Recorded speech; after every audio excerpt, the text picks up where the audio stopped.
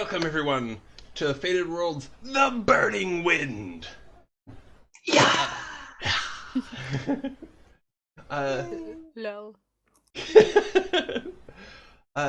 Sadly, it doesn't sound like we're gonna Kelsa can make it this week. But how are the rest of you guys? What's up? Good. Yeah, doing pretty good. Excited about today. We are going to do something fun. More fun than the Elodin games? Well, you know, We'll see. let's see. It's a different kind of fun. Okay. Different kind of fun, definitely. What am I destroying in my computer right now? My keyboard. Well, we can fix that.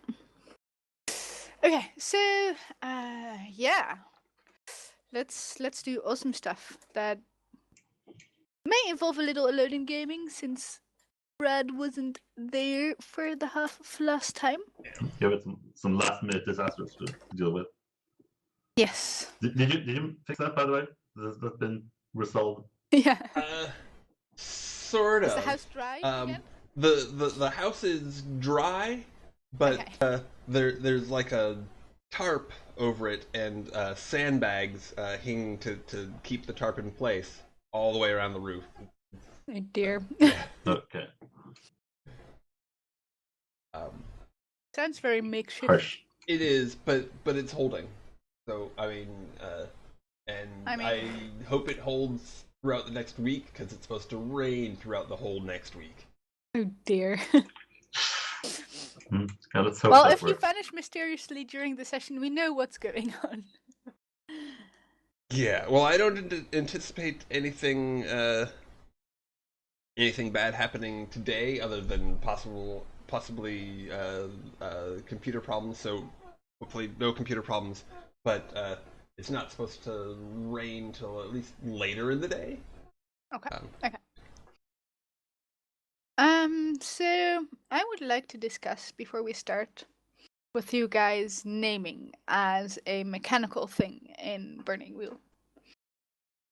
Because I want to make it as similar to the books as possible in this sense, and we should, pick mechanics that fit with that. So, Brad asked whether Alar was necessary or some other trait to learn naming.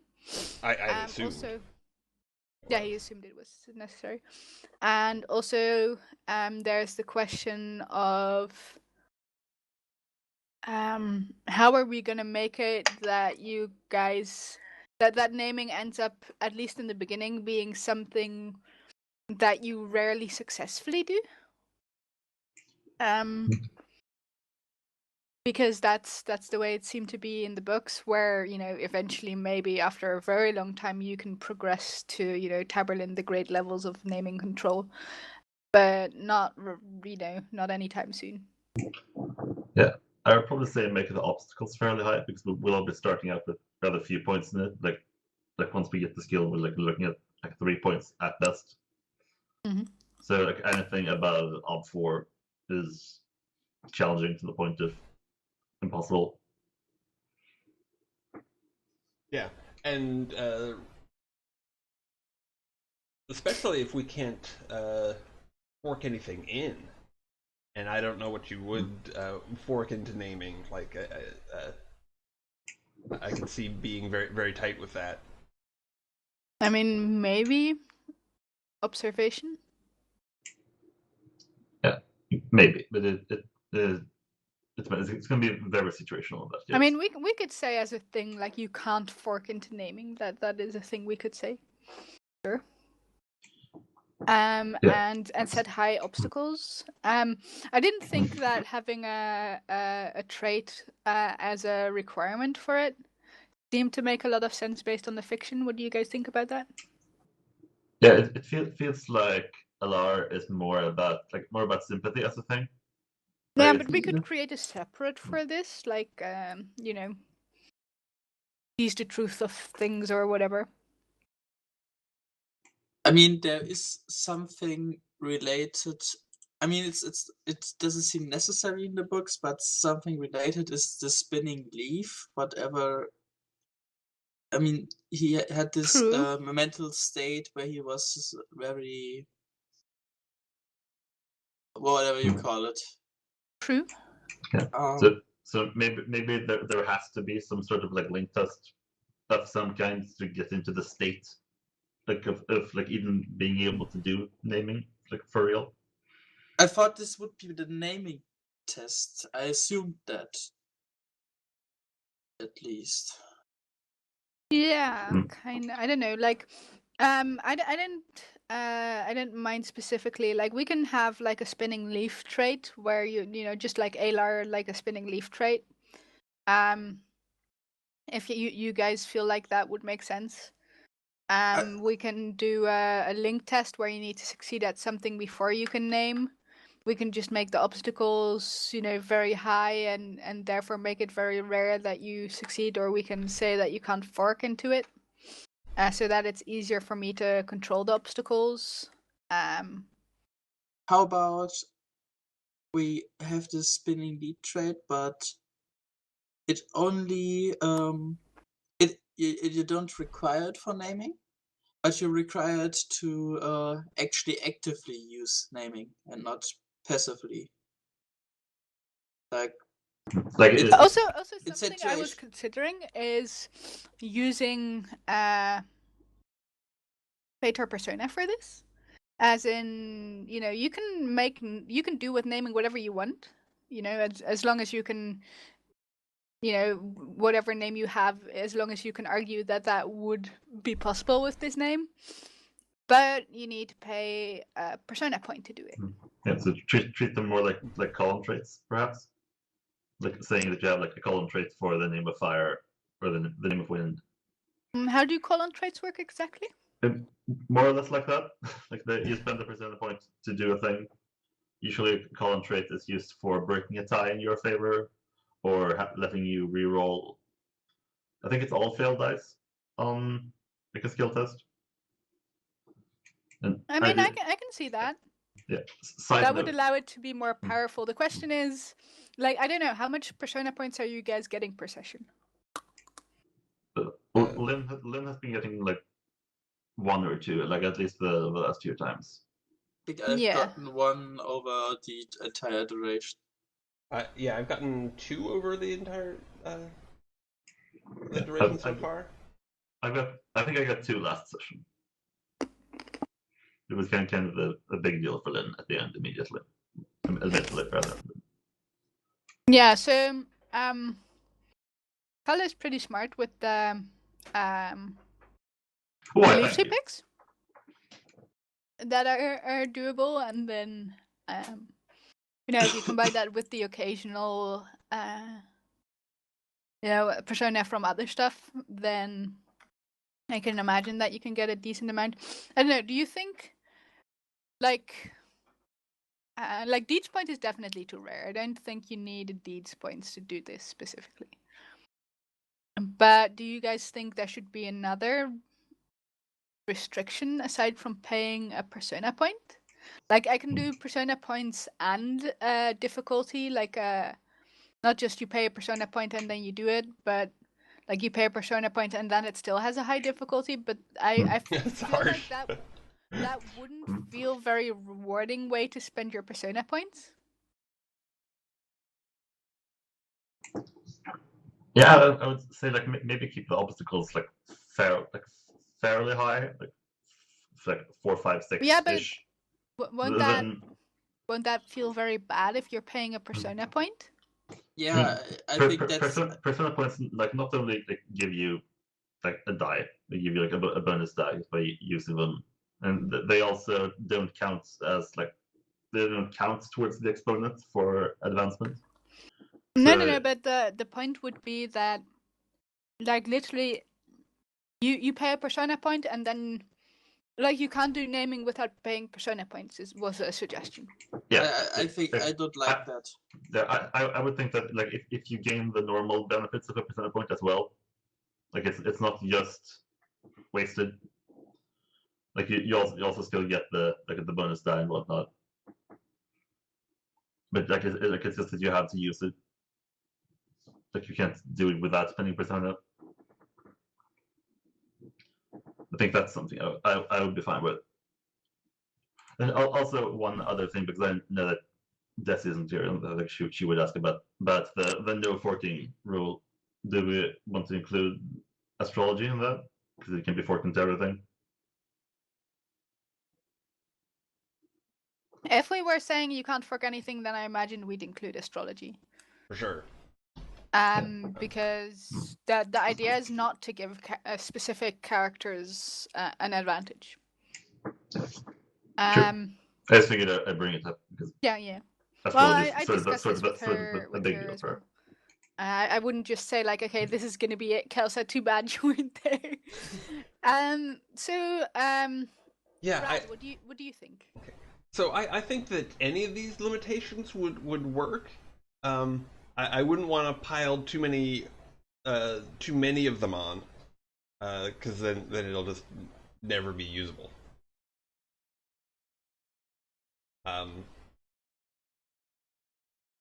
Like spending the persona point to do it is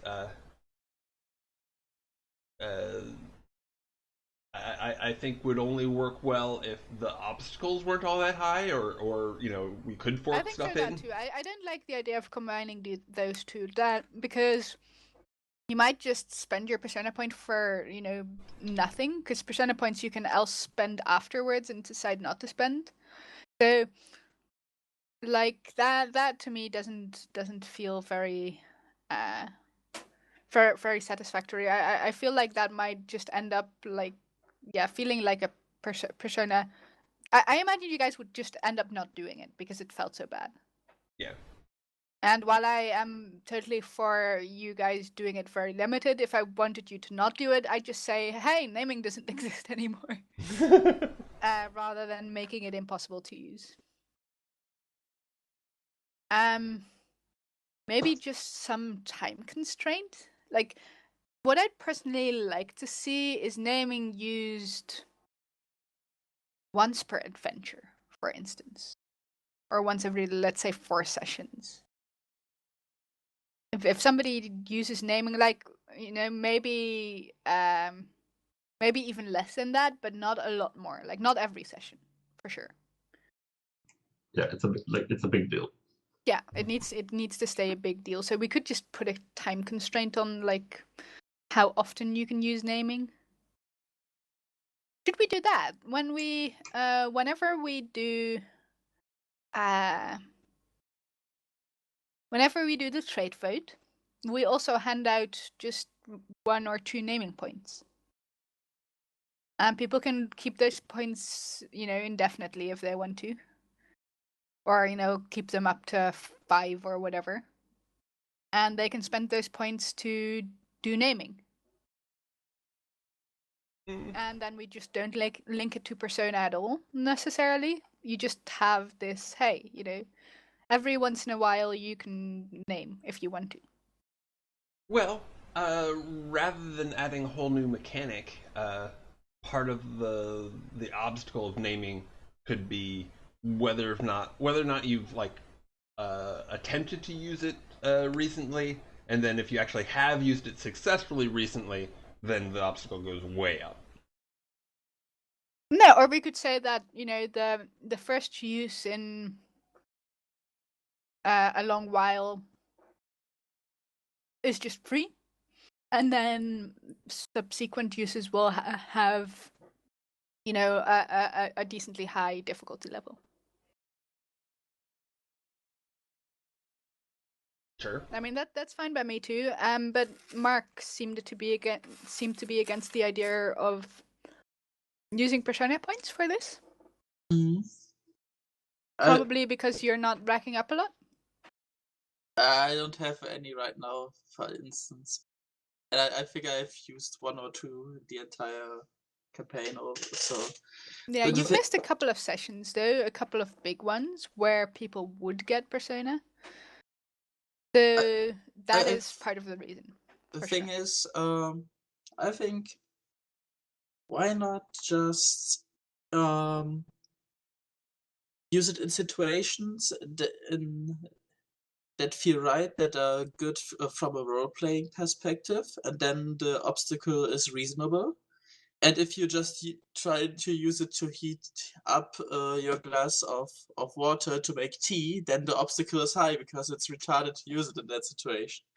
I feel like I don't really like that. I'd like to have some rules for this because we also decided that naming would be something that would be very difficult to learn, and that would take a long time. And I had in mind, the 2 adventures or so before the first person started learning their naming.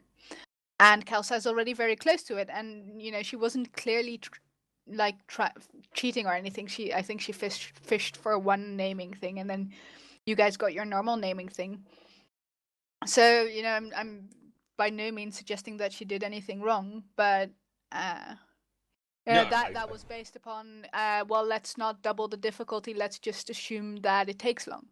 So for this one, I'd like rules, I think. Okay. Yeah, and I think it would fit the fiction if she got it first anyway. Oh, it would definitely fit the fiction if she got it first. I mean, I'm not against her getting it first. I was just not expecting her to get it this fast. And she by no means has it, so it might just take another 2 adventures before she gets a good chance to name again. I was just surprised at how fast it was going. Because, if you, normally it's 10, but it's 10 minus what your base stat already is, so you might end up with as little as 4 tests necessary to learn naming. And then, that can rack up quite fast. Well, it's based off of both perception and will, right? So that makes it less likely to be 6. But, yeah. It's still it's not 10 tests. It's between 6 and 4. Yeah. So, yeah, that was just a bit of a. It took me by surprise, and yeah, I just like some rules for this. We don't have to decide this right now. We could just start playing and think about it a little and ask Kelsa. But I'm personally liking either the idea of not tying it to persona points at all. If we tie it to persona points, that would force Mark to play a different way and to play more. To play more focused on quick wins, which I'm not opposed to. You guys are more than welcome to come up with beliefs. I mean, if you every time come up with a belief that's resolved that session, probably should start looking at how persona hungry you are. But if you guys are a little opportunistic with your persona points or with your beliefs for how you phrase them, that's okay. That's fine by me.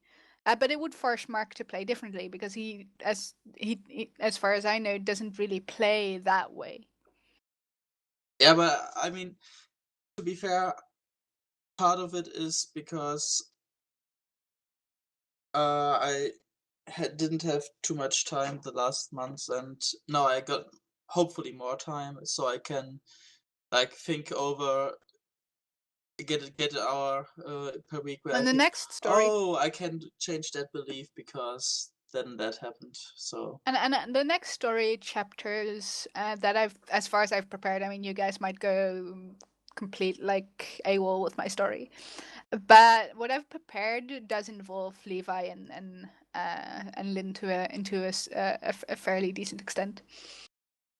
So you would have chance to interact with the story, definitely. So yeah, that would be an opportunity as well to go for that. So I'd suggest either doing with the persona and then using what Brad suggested, where first one is free every once in a while, but if you start doing it again, whatever within 2 sessions or so, then there's gonna be it's gonna be harder to see it. It's gonna be more taxing. And possibly, you guys could get rid of that eventually by getting Spinning Leaf or something like that. We could make something there. Yeah. Do we just want to use a taxing system, perhaps? like normal spells do in Burning Wheel. Like after you've done it, it like reduces. Like, it reduces a stat. Like it could even be like the naming stat in this case, like the naming skill. Like after you've done your naming, your naming is reduced by 1 for a little while because you're worn out. You need to take some time to rest up. We could do that. Like we could, but that would involve naming being something you roll. Like I'm fine with you guys getting tests for your naming whenever you name. But if you pay persona points, I feel like you shouldn't roll every time because that just feels bad. But we could do something like, for the next 2 sessions you'll have a naming tax, which means that for naming you need to roll. Like that we say, just whenever you roll naming, write down on your sheet naming tax, and then the date of the session. I mean, if we don't roll naming, how are we going to advance it? No. You will get tests. Like you don't have to roll for them. You'll just get a routine, difficult or challenging test. I would personally feel better with rolling. Yeah. Well, how about we roll to decide something like the magnitude of the effect?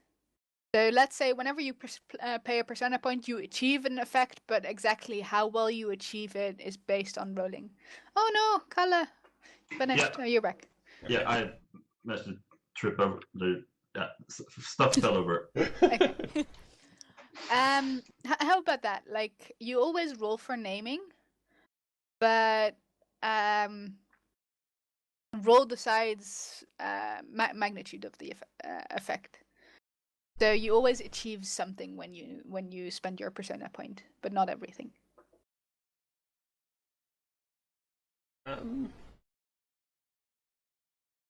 Maybe. I don't know. I think I feel like that's kind of how Burning Wheel is supposed to work, with like failing forward and getting something but not everything when you fail a test. Like it shouldn't just be like a binary success fail state. And I think like spending a persona points does make you more likely to succeed already. Like you're already more likely to get what you want. How about you roll to see if you get taxed?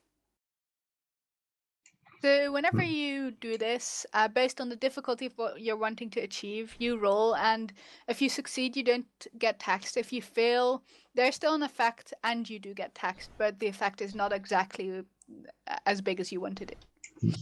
Yeah, I could see that. I could see like the naming skill being more like resisting the effects of it. Like more resisting. And then if you roll like super low, then the effect will be very minimal, but you'll still have something. Yeah, or maybe it like wears you out, or like it like hits you really bad. Yeah, and if you reach 0, you can't test naming for a while. Period. Yeah, it's time to rest up. Yeah. Yeah, I'm not sure in that.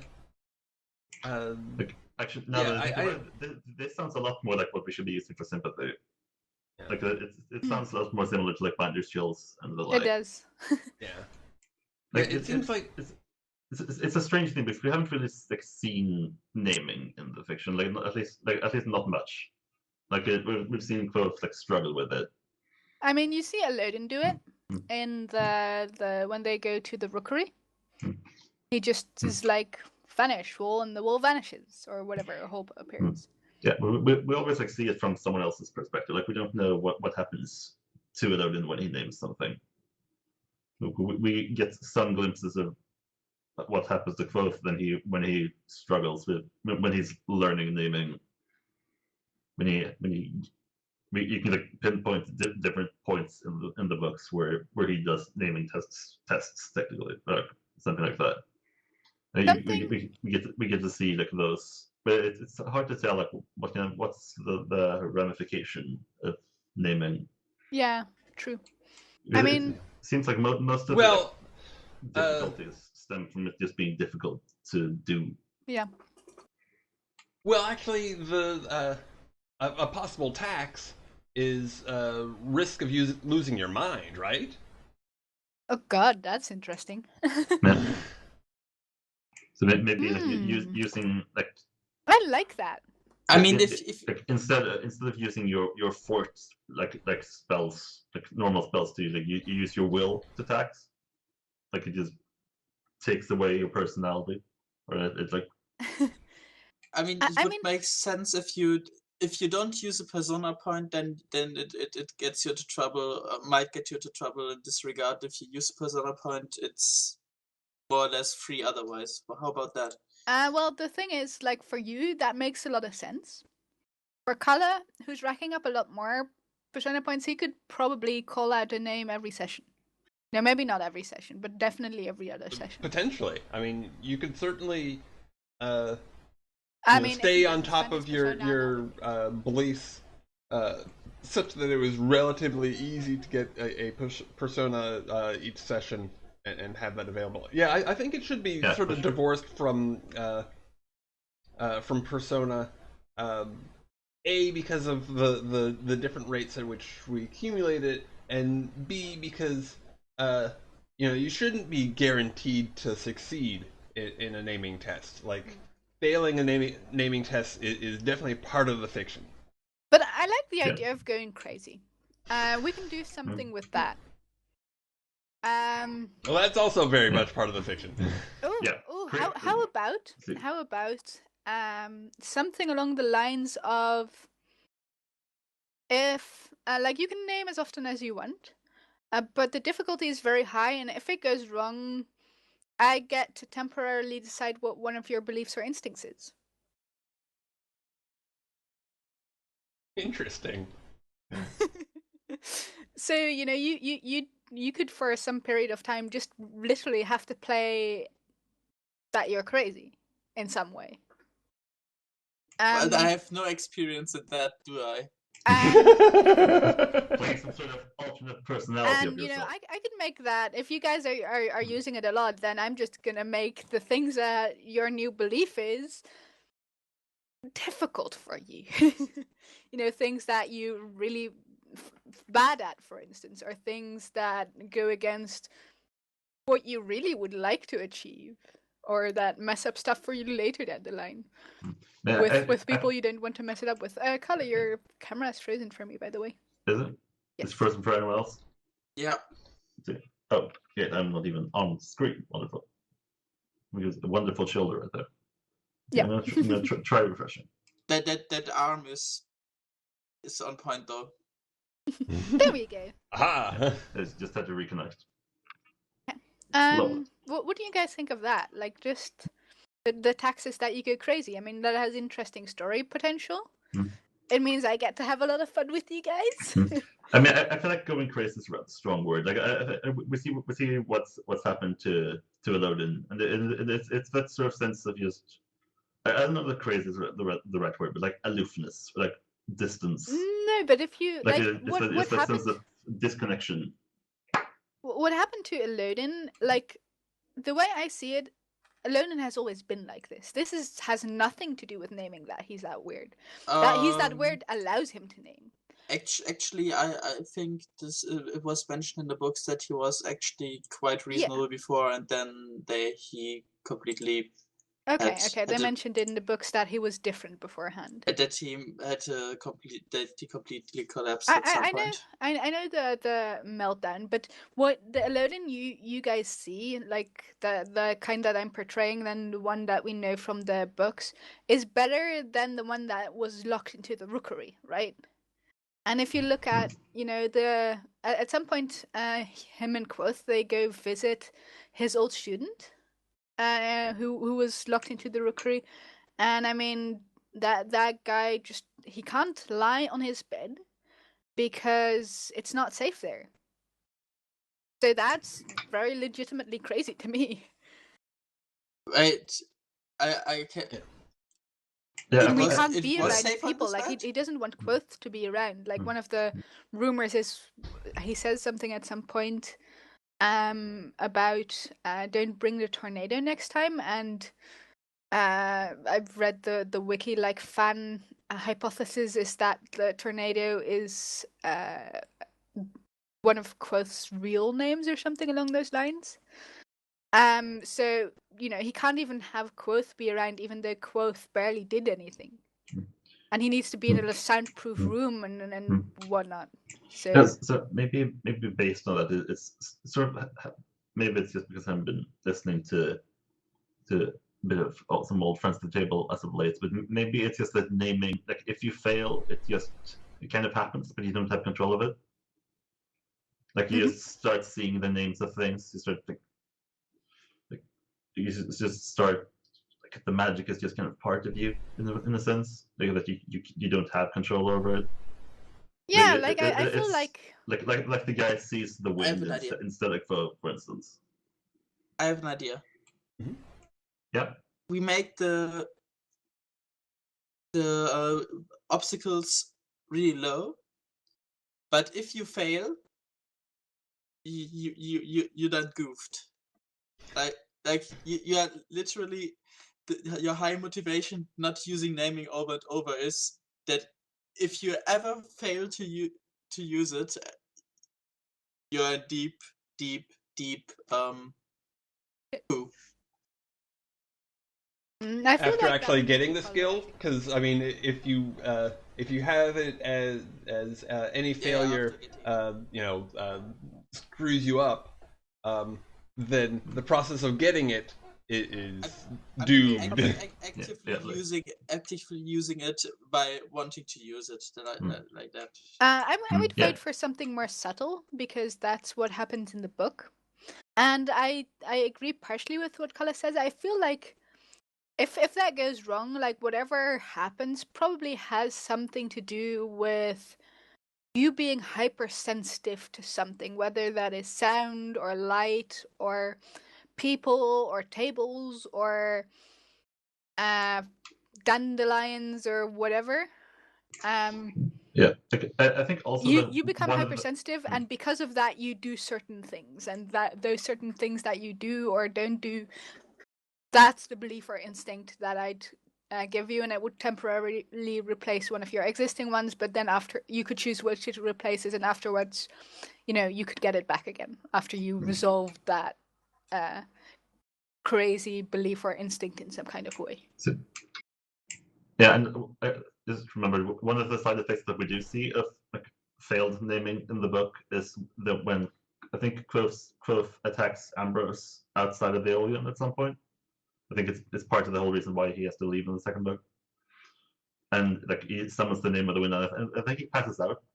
That's what happens. It's like he's just knocked out from the effort. I mean, he's not. He's awake, but he's not there. That's kind of what happened. Right? He like the wind just kind of takes over.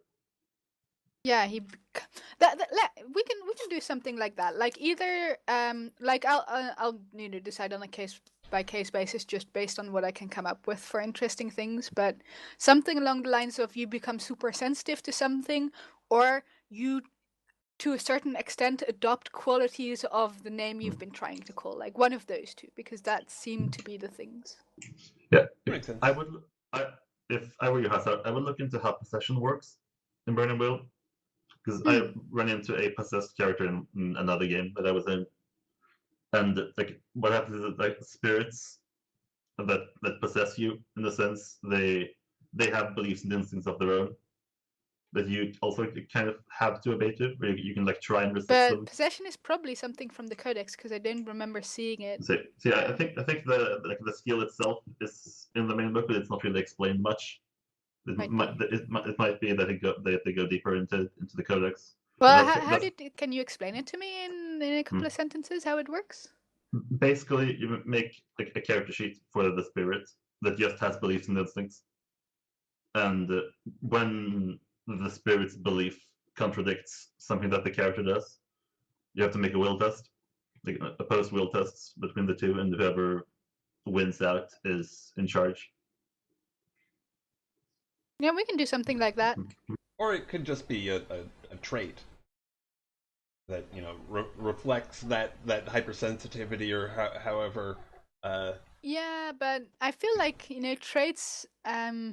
they're kind of down there on the character sheet and they're more easily forgotten. So I'd prefer belief or instincts. They're just bigger things. Okay. Well, And there's different kinds of traits, right? I mean, there. yeah, there's colon traits and die traits and character traits, but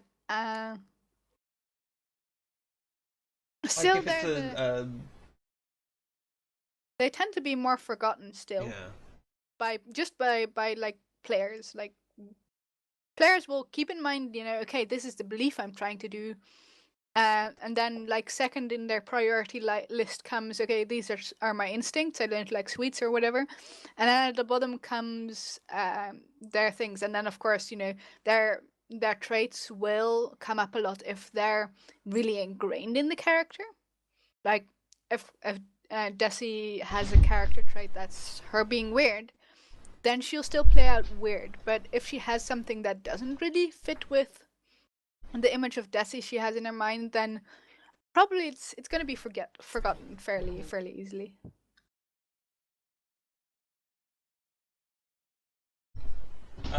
Yeah. Okay. So the reason I was thinking trait was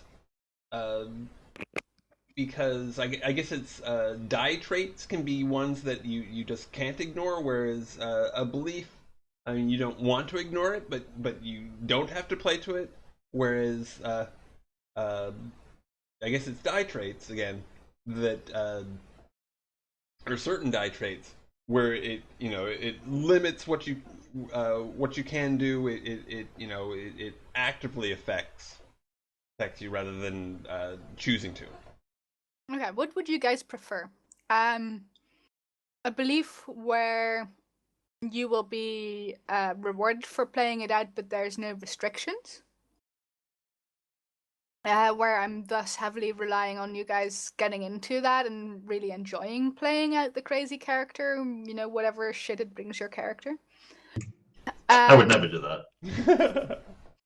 Great. No, I never play. Something where if you decide that you want to ignore it, that is possible, but you have to roll versus either a roll of me or just a set obstacle, which I prefer because then I don't have to keep stats for shit. Or alternatively, you cannot ignore it, period, because it is a trait that is not ignorable. I mean, another possibility would be if you fail a naming test, that you it's like you can choose either you're doing this crazy stuff for a while or your character is forcefully put into vacation. Sure, if people choose to have their character forcefully put into vacation, that's fine by me. So that's always an option if people want to do that. Yeah. Although like making a Burning backup Wind's not character really is a little the bit more system for it. involved in Burning Wind than Blades. Than in Blades.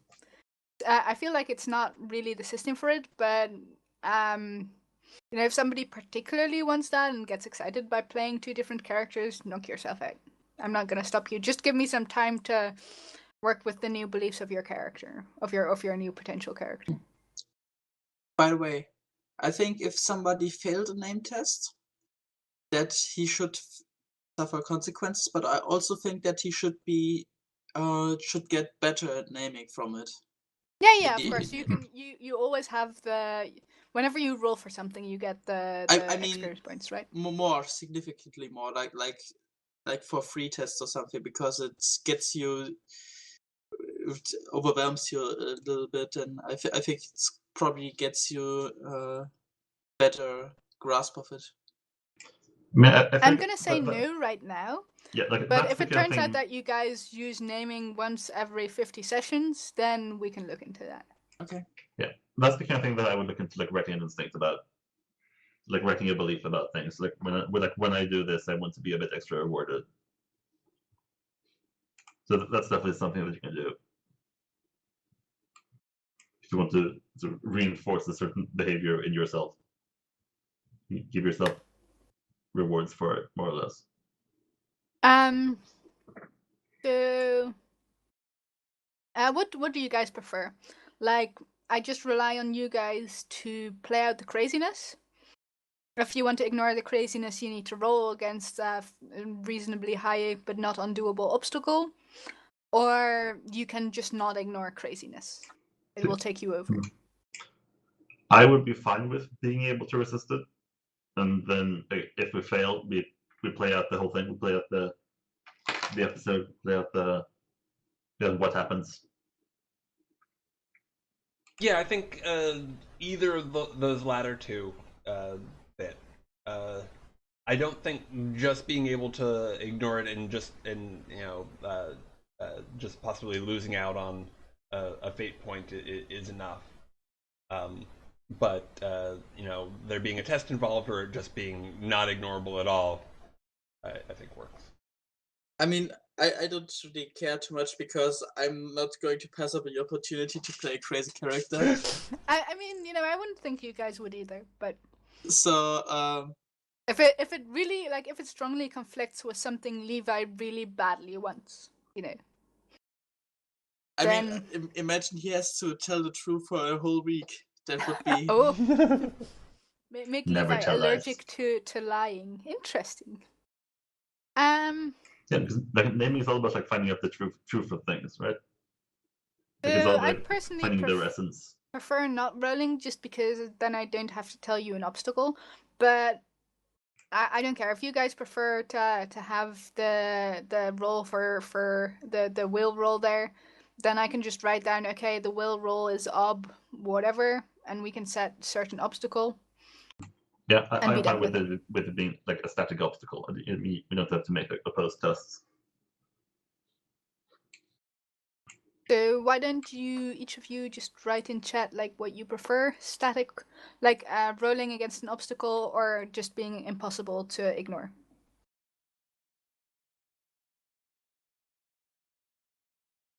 But I don't care. Yeah.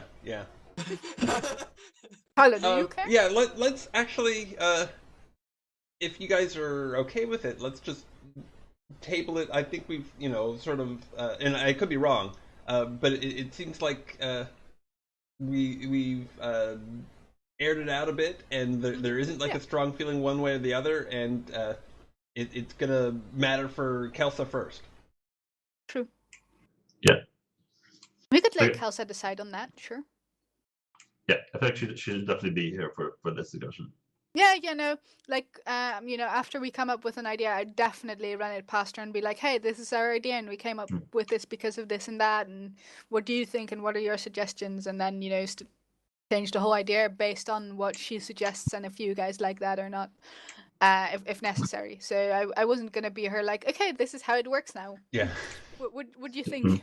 Yeah, so for now, I would say we'll probably keep those two ideas in mind. Yeah. And then talk I'm going to write this down. Magic systems.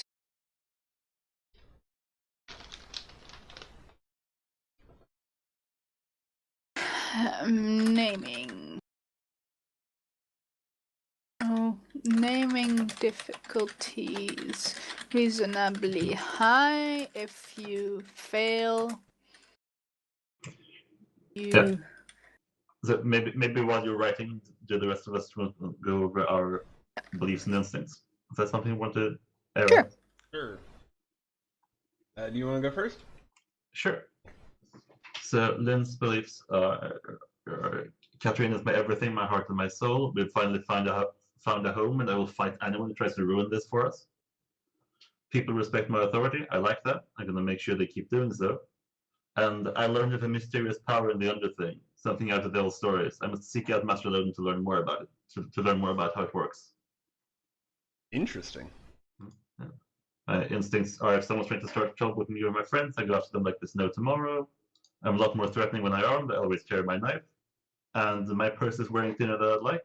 If my obligations with sleep call me away, give them my immediate attention.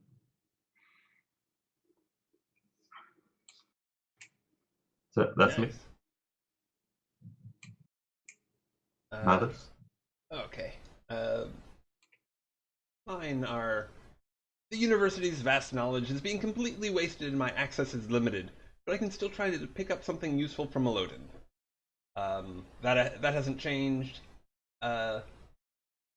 The only one that has changed is only slightly. Desi and Lynn are exceptional alchemists. I will try to find out what Lynn does for sleep, not for blackmail, but just to see what would be safe to ask her to do. And Interesting. and finally, Casper von Thunderberg must pay. If I can't get Levi to help in vengeance, then Levi is probably of no use in my business. And then instincts always blend in when asked personal information, lie, and always protect my friends.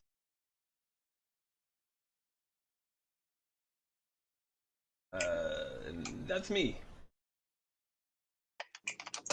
How about you, Levi? I think I'm changing one right now.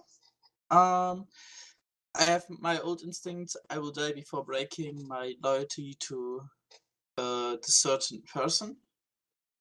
Then the higher you get, the better the air. I will learn magic to climb further. And I think I'll change the third belief to friends are as important as capital. I will build a circle around me, so I can. I don't know. I've yet to formulate it, but I'm right now. I'm on it right now. So. Okay. Yeah. And I guess I should mention, like, that first one doesn't seem like it has like a call to action attached, and that Yeah. I mean, have you ever gotten fate on it?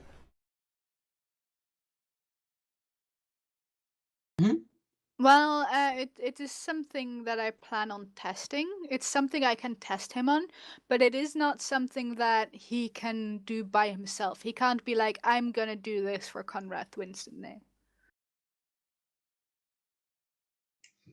Yeah. Brad. So, Yeah, so your first belief is acceptable because I can use it, but you could consider phrasing it differently so that it's something you can actively pursue, as that will get you fate points and allow you to resolve it at some point. Whereas now it's just something where I'm like, okay, Conrad Winston is going to ask you to do a bunch of stuff, so it will come up in play, but if you formulate it as in, I will do this or that for Conrad Winston, then it's something that you can actually actively resolve. Yeah, I was thinking more about getting into situations where I have to decide for. Yeah, I mean, I'll give you that. Definitely. But you can also choose to rephrase it in sub-steps, like, okay, so this is a belief. I will die before breaking my loyalty to Conrad Winston. So that means that I will now go and bake him a nice pie, or spy on the masters for him. I don't think that works. I am only sugar-wise. I'm sorry. Well, spy on the masters for him then, or whatever. I will do this or that because of that belief. You don't have to change it. It's an idea. It will get you more persona points. And it won't necessarily be worse in play in any way, because you still believe that you will die before breaking your loyalty to Conrad Winston, but you can make it belief 1, I will die before breaking my loyalty to Conrad Winston, therefore I will spy on the masters. Belief 2, I will die before breaking my loyalty to Conrad Winston, therefore I will betray Lynn and hand her out to him, or whatever. If that is what you choose to do, of course. I mean any sane person would not do that. No belief holding me back from it anymore. I know. Yeah. So, and also, what was she called again? So you can keep the general theme of the belief even when you change it for something new, but switch out the specific action so that the belief on top of what it does now will also generate you persona points. The same goes for I will build a circle around me to make my time more valuable around the university. You can write down I will make sure that Lynn and I become besties, if you are not already, or Desi and I become besties or whatever. And then after you're done with Desi, then go after, Lynn and Sarah and what was the other dude's name at admissions? I mean, do you mean I can Z. do Carol? that, or I should do that? You can do that, and if you wanted to keep up in persona points with the rest of the group and not feel like you're getting a lot less, then you should do that. Yeah, but I don't really care too much about it's still entirely up to you. Yeah, because I like to have a bit more freedom around that, and Sure. so I feel your beliefs Levi are fine for me. Is a opportunistic character, so I want to keep him like that, and not like, okay, I'm strictly going after that goal, like I can do that right now because the situation is like this, so I'm going for that first. Yeah. Well, keep it in mind if you're feeling like you're not getting as much rewards, or if you're feeling like there's not enough story for you, because another thing is now I must give you story to follow along with, rather than you being like, I'm gonna go here and do this now. And right now that works, but if you ever feel like that isn't getting you enough story to participate in, and then consider changing it in that case. If it gives you problems is what I'm saying. Okay. But it's entirely up to you. Okay, what are we doing today? I believe we're doing a little bit of Mathers still, because Mathers missed like half a session, and it was such an exciting session. So let's do a little bit of last session with Mathers still. Okay. Do a meanwhile. Yes. So where do you want to start? Do you want to jump to having found out about the insult contest and pick it up from there, or did you want to start farther back, or what were you thinking? So there's you said like there were 3 things you wanted to do based on the stuff that was happening. Session notes. So you wanted to tell Elodin about the thing about the foretelling that you found out together with Desi. Mm-hmm. You want to stay as far away from the race across the top of the school buildings as possible, so that you don't get implicated for something. And you want to be present for the insult thing. Yeah. So for the race, I want to essentially establish a strong alibi, both for myself and for Davey, and the others. Yeah. Okay, so the question is, which of this do you find interesting to focus on? Because we can assume this other things happened, but nothing particularly interesting happened. So which of these do you really want to play out and be like, here, this is what happens, and maybe this is meaningful for the story? Well, okay. Let's let's play out the foretelling thing just to see if there's something in the situation that particularly inspires an approach to mentioning the foretelling. And I certainly want to play out the insult, even though I'm still trying to figure out exactly what I say. Sure. Okay, so where do you find Elodin? This wonderful afternoon. So let me see. On the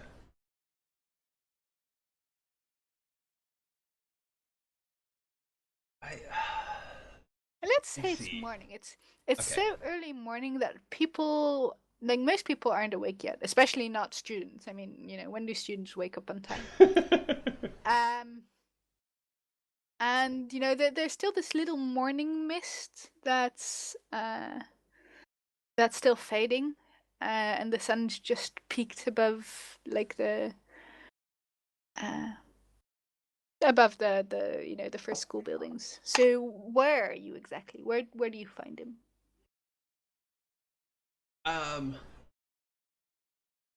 So I'm thinking just like at the edge of campus, kind of near where Lynn and I's lab is, and I'm probably like still up rather than up early, having um, like pulled an all nighter trying to puttering around in the lab trying to keep up with Vince's demand. Um,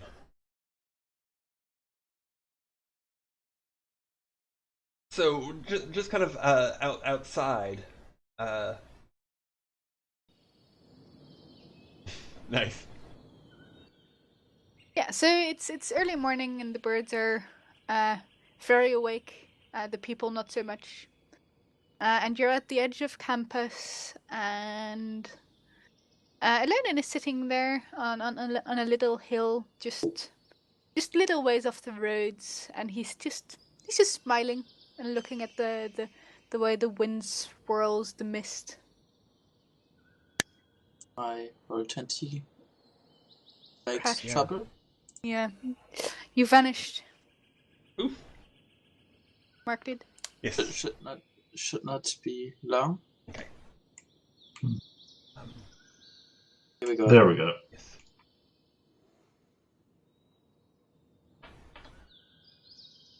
Master Elodin, are you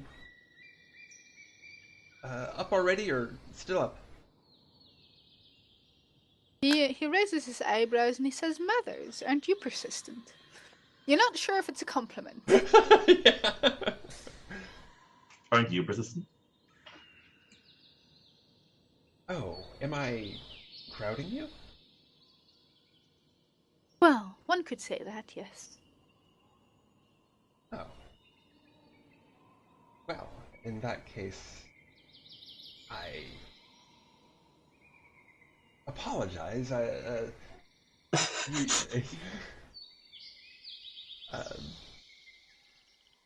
Unfortunately, he raises the other eyebrow and he says, "Did you bring anything by ways of apology?" I wouldn't say no to apple pie. Although oh on second yes, thought, that. You know, I have seen enough apples recently. Yeah, that. I'm afraid that's a bit of a missed opportunity. I do have extra calf. He sniffs it suspiciously. Did you get any good quality?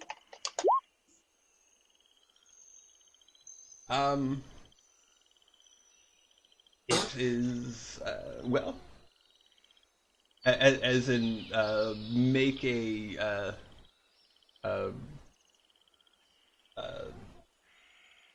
No. You don't as have to in- make a roll. I'm just okay. asking you if it's good quality. Yeah.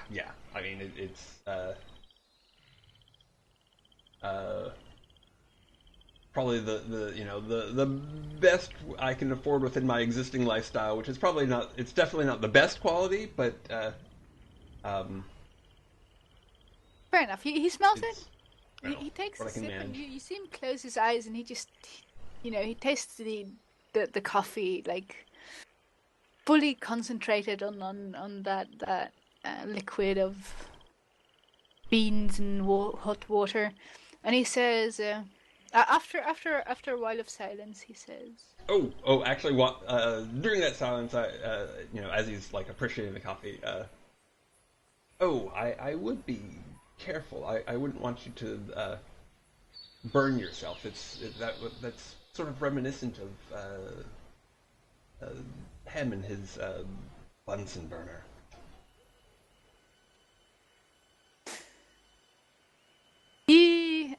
he ignores you. And after a while, of being quiet and tasting the coffee, he's like, "Very well, you bought yourself a minute. What is it?" I recognize that situation. Takes a little hourglass, flips it over. Well, this might be a rude or hopeless question, but I do find myself intrigued when you look at the movements of the wind. What is it that you see? Why are you asking?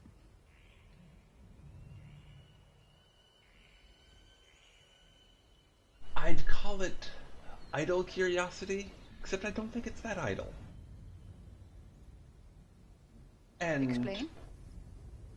I mean, you see, like, the hint of a smile, and you have a feeling that, like, him asking this question, there's something, fishy behind it.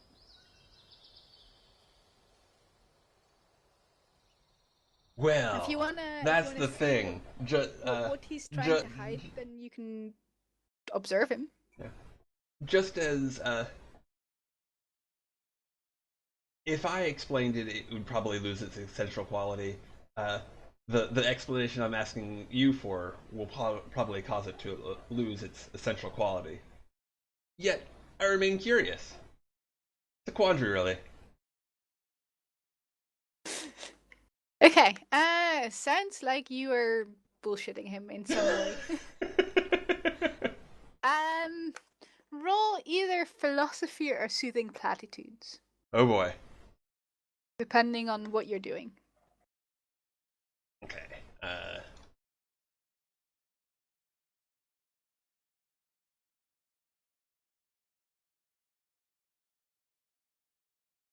Well, I don't think I have either. I guess but it's closer to philosophy because I'm not actually trying. I'm not trying to know him. I'm just sort of uh, intrigued, You're and trying I'm like trying to fake it till I make it. Except that like intentionally faking it to make till I make it, not uh, it's not really intended as a manipulation, except that Mathers, you can't help but try and game situations and have them fail and blow up in his face. Okay.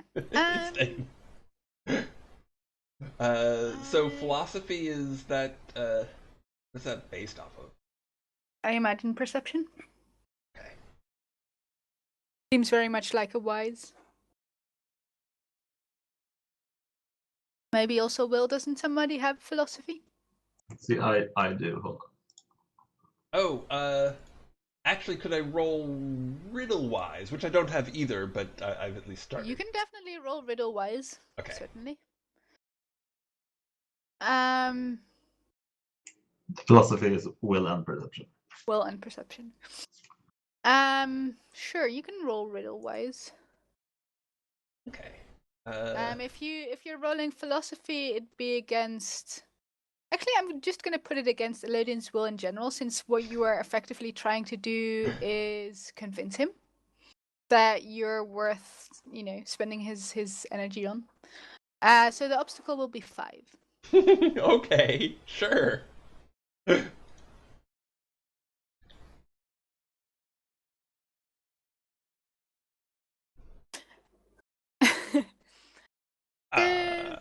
You have a 6. If you wanted, you could spend fate. It would go towards your perception. Sure, why not?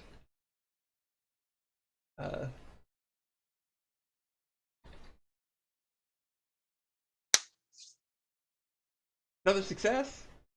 Woohoo! Okay, so 3. So what I think happens is, he replies with an equally complicated answer that doesn't really tell you anything, and then he's like, "Well, time's up."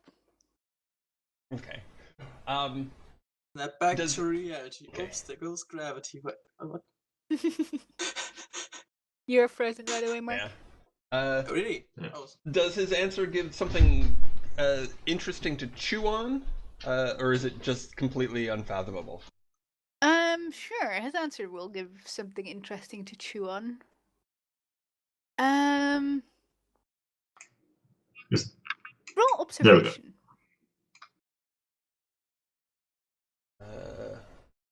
Okay, well, I'm racking up the raw perception tests. Yeah. What's my ob? Yeah, that's something I roll for Elodin. How good do you guys think Elodin would be at... what would that be? Hiding your intentions or lying? Falsehood. Falsehood. How good do you guys think Elodin would be at falsehood? see. I think I think he would actually be like pretty bad at deliberately lying, because he does the thing that Desi does, but that he's just hard to understand. So he speaks the truth in a way that we can't really get. We can really understand. So I'm not sure I if he's guess. like too good at like deliberately lying. So what would you think he'd be doing then? Here, because he's trying to conceal something or that he's saying by being vague and obscure. Yeah. Well, I think it wouldn't necessarily be a different test. It's just that he's probably not great at falsehood. But it sounds like No, but it sounds like this would be something he's not like. It's not his observation, right? His observation is a B7. So it's not as good as that, but this is something I imagine him having learned at least. Like, you know, he's very good at deflecting Quoth when Quoth wants something, and I mean that also has to do with the fact that Quoth just can't see the truth when it's hitting him in the face. But maybe this is just like his brand of falsehood. Maybe this is just how he does it. Fair enough. So would we say like falsehood learned but not improved upon? sure. Maybe improved a little. But you know, based on what we just said, like just learn, like just at his base. Okay, so Could be falsehood is based on will, right? I think so. Mathers, you're the falsehood. Yeah. Get out of the other thing I was in. Falsehood is based on will, yeah. Okay, so so that would give him a base of 2, and then maybe 1 point into it, 3 for falsehood. If you like. Okay, then I will roll that. That's He an is opposed test. forking- So it's base on 1 for both of us. Yeah, I'll roll for him first, and then you can just fill in what he rolled. Okay. He is gonna fork in his, you know, his elodiness. Elodinity. Yeah, his. That should be a skill. Okay, so he rolled a 1. Obfuscation. Okay. So he's something like obfuscation, or not more like misunderstood, like Desi has, but he's gonna use some of that to probably.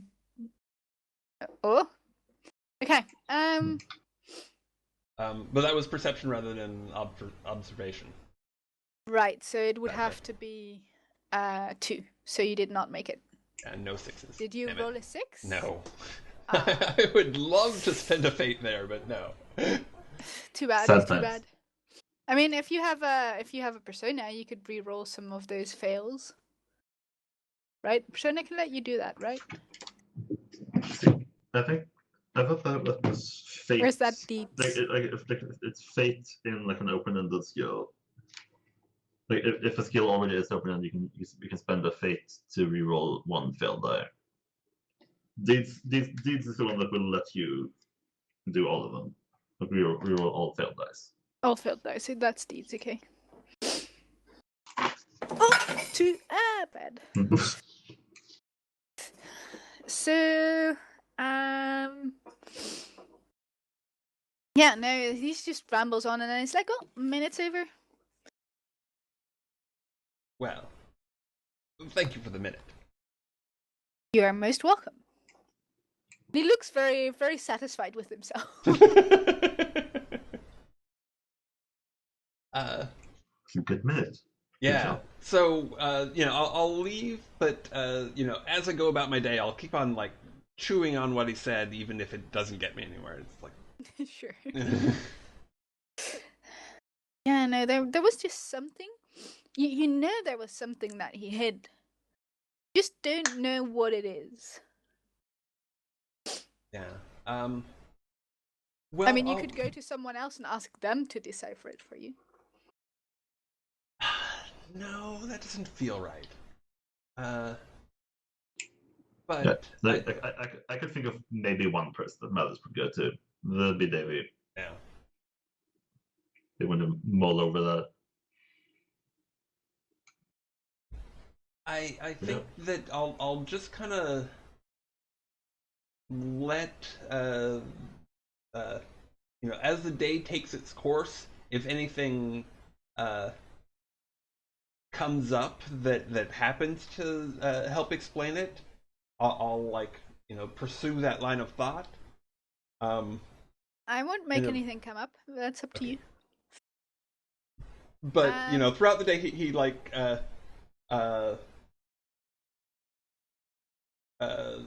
sort of for any particular circumstance, he'll look to see if there's any sort of possible correlation, and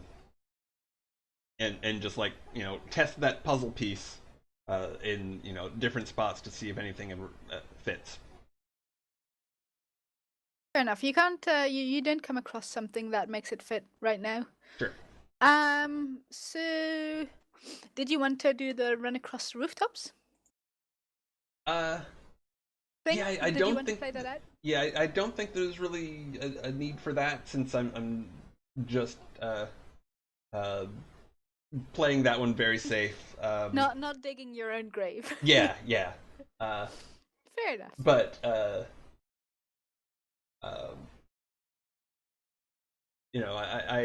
again will ask Davey to what time of the day did that happen? What time of the day did the race happen? Afternoon, I think. Okay. Yeah. It was two things on one day. I think that was the prediction happened in the morning, and then in the morning. So this was late afternoon. Okay. So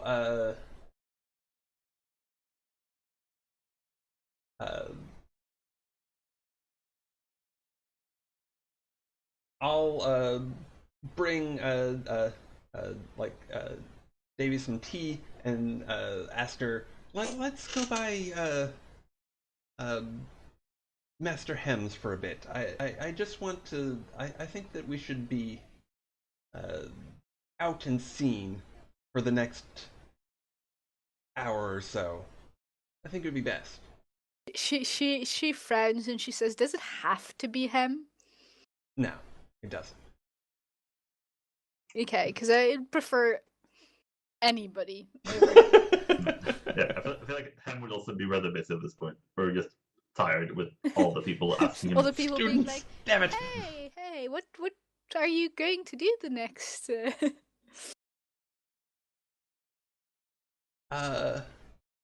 Yeah. I mean, could be Master Bundia is the Sure. current librarian. Master Bundia is nice enough. Okay. Sure. So what would you go to Master Bundia for?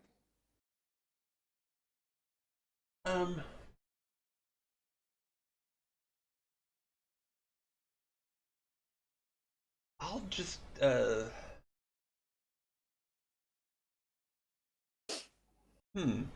Well, okay, so he was sort of involved in the he showed some interest in the thing with Rav? with Rav, right? Yeah, so the only thing you know is that or that Mothers knows rather, I mean you know a whole lot, but the only thing Mothers knows is that he was the only master that, as far as you've was the one you actively saw with Rav.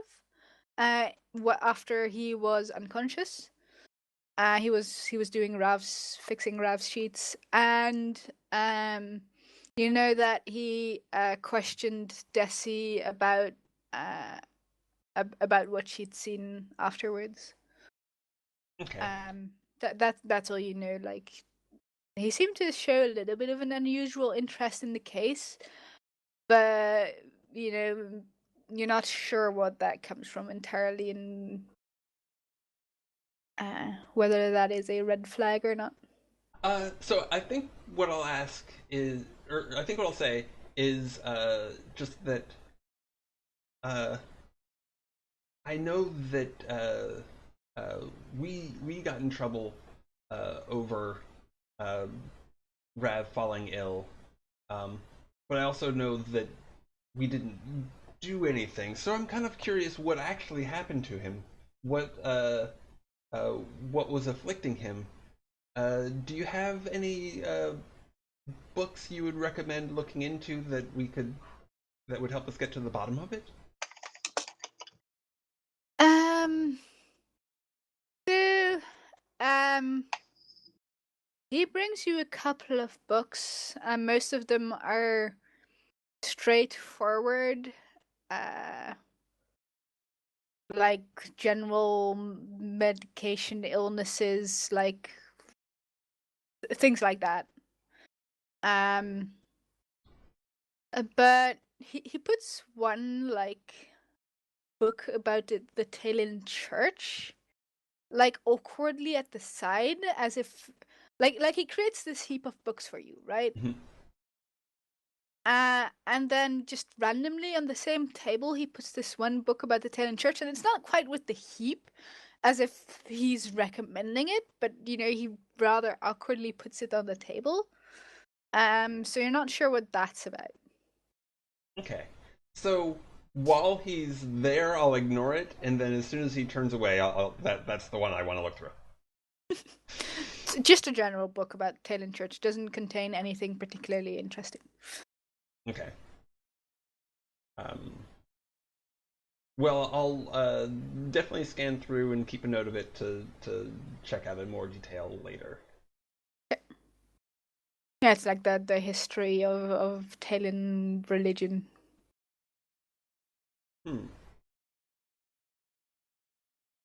Okay.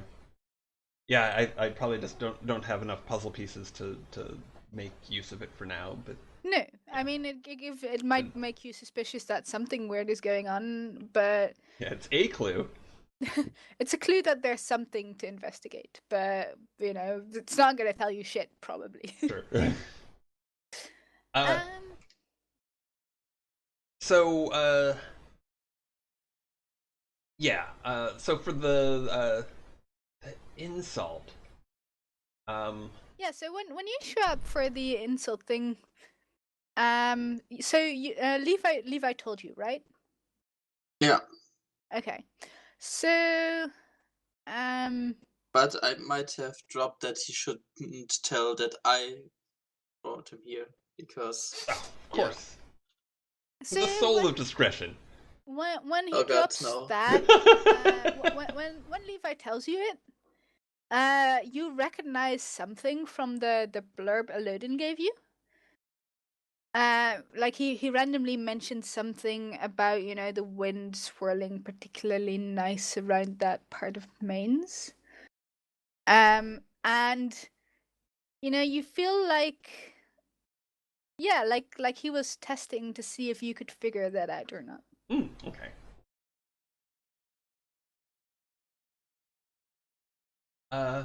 So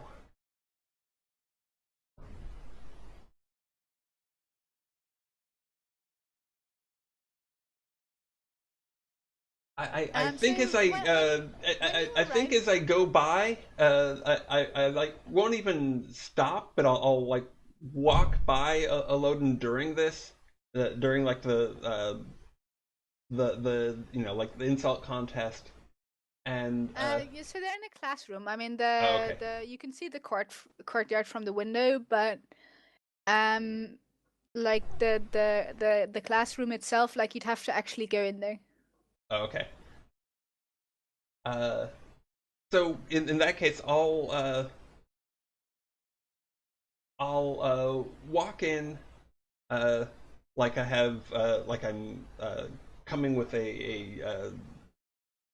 uh, coming with a note or information from somebody else. Come up to Elodin and just whisper in his make a like a thing, and then whisper in his ear. Uh,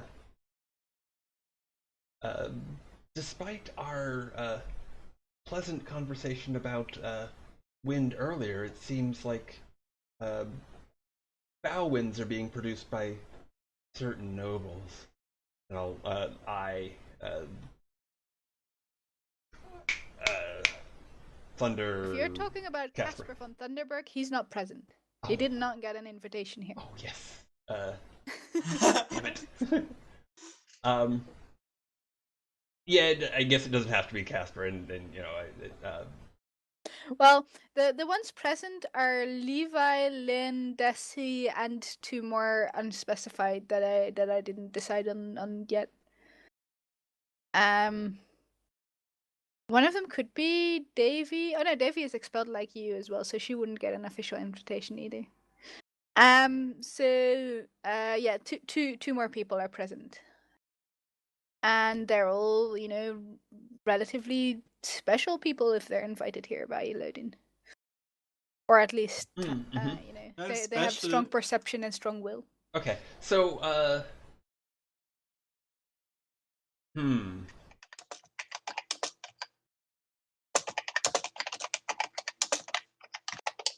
Oh, okay. So yeah, I'll modify that to, You're very special, Mike. Yeah. I love it. Yeah. So instead of despite the pleasant conversation earlier, I'm saying, it seems like the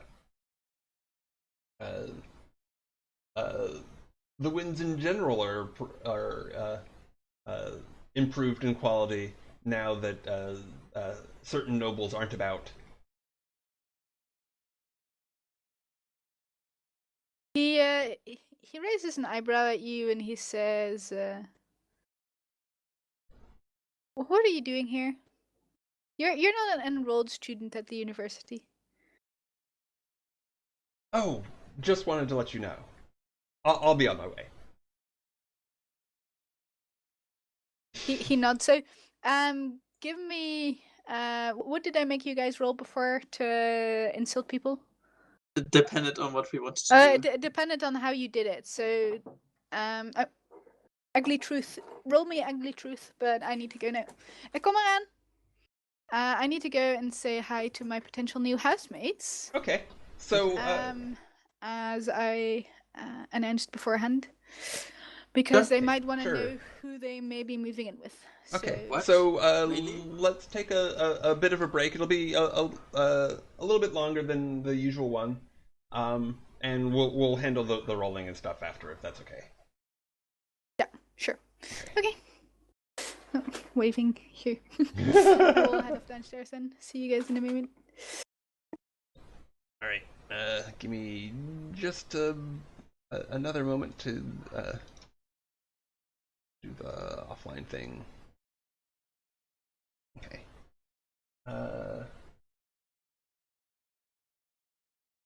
So we'll be back. I'm gonna estimate like 12 minutes. Gonna pad a little bit past the 10 we're expecting. So we will be back in a little over 10 minutes.